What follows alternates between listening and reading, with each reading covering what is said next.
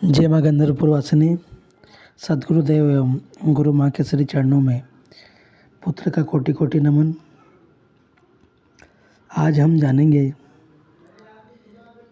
कि एक साधक को अपनी दिनचर्या किस प्रकार से रखनी है, उसको नित्य क्या क्या करना चाहिए ताकि उसके जीवन में अपने इष्ट की कृपा सदैव बनी रहे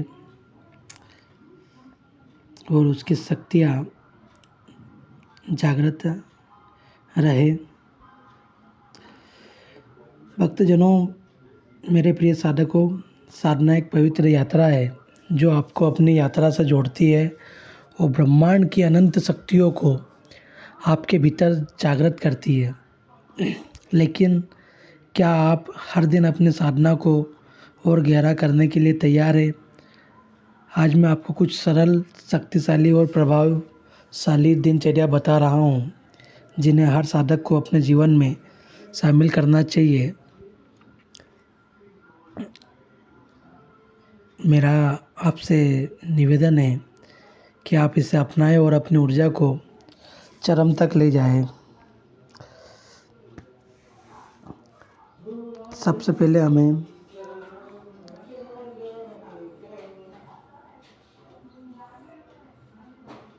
प्रभात में प्रार्थना करनी है, अर्थात सुबह उठते ही अपने इष्ट को प्रणाम करें। ओम गंग गणपते नमः या अपने कुल देवता का मंत्र जपे। ये आपके दिन को शुभता और सुरक्षा से भर देगा।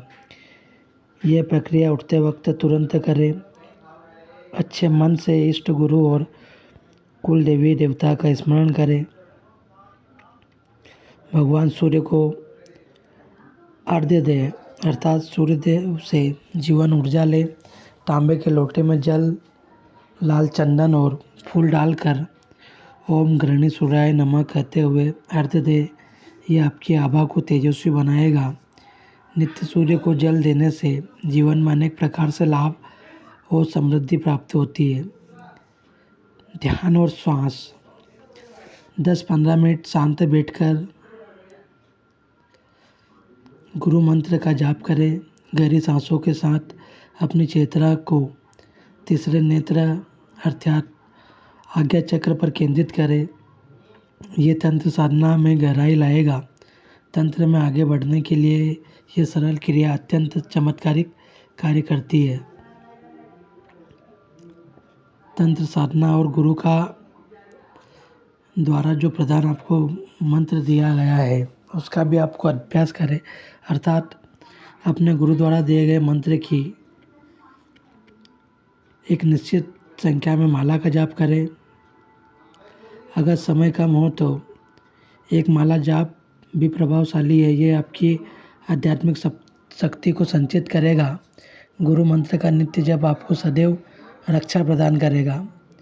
शुद्ध आहार और जल, सात्विक भोजन अपनाएं। दाल, सब्जी, फल और घी, तामसिक मांस, मछली, लहसुन, प्याज से दूर रहे।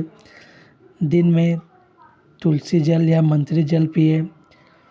शुद्धता से शक्ति बढ़ती है। सात्विक भोजन साधना को ऊर्जा प्रदान करता है।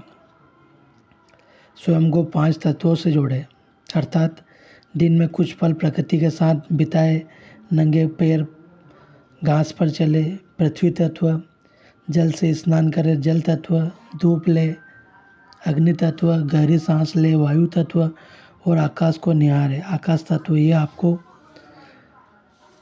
आपके चक्रों को संतुलित करने में मदद करेगा। दान और सेवा, साधक का हृदय बड़ा होना चाहिए। रोज कुछ न कुछ दान करें। अन्न, जल या समय, किसी ज़रूरतमंद की मदद करें। यह आपके पुण्यों को बढ़ाएगा और नकारात्मकता को दूर करेगा। आपके इष्ट की कृपा बनेगी। अंत में सबसे महत्वपूर्ण, रात्रि में आत्मचिंतन। सोने से पहले दिन का लेखा जोखा करें। अपनी गलतियों को स्वीकारें। इष्ट से क्षमा मांगे और अगले दिन के लिए संकल्प ले। एक दीपक जलाए, ये शांति देगा। साधना सिर्फ मंत्र या पूजा नहीं है, ये एक जीवन शैली है। इन छोटे छोटे कदमों से आप अपनी शक्ति, शांति और समृद्धि को जागृत करेंगे। ब्रह्मांड आपका साथी है। बस उसकी लय में चले। आप इनसे क्या अपनाएंगे,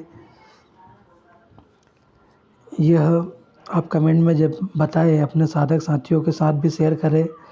आइए मिलकर एक शक्तिशाली ऊर्जा क्षेत्र बनाएं। अगर आप जगह जगह भटक चुके हैं, पूजन पाठ भी बहुत करवा लिया, लेकिन आपकी स्थिति जस की तस बनी हुई है, तो आप कंदरपुर वासिनी माँ बगलामुखी की शरण में आए।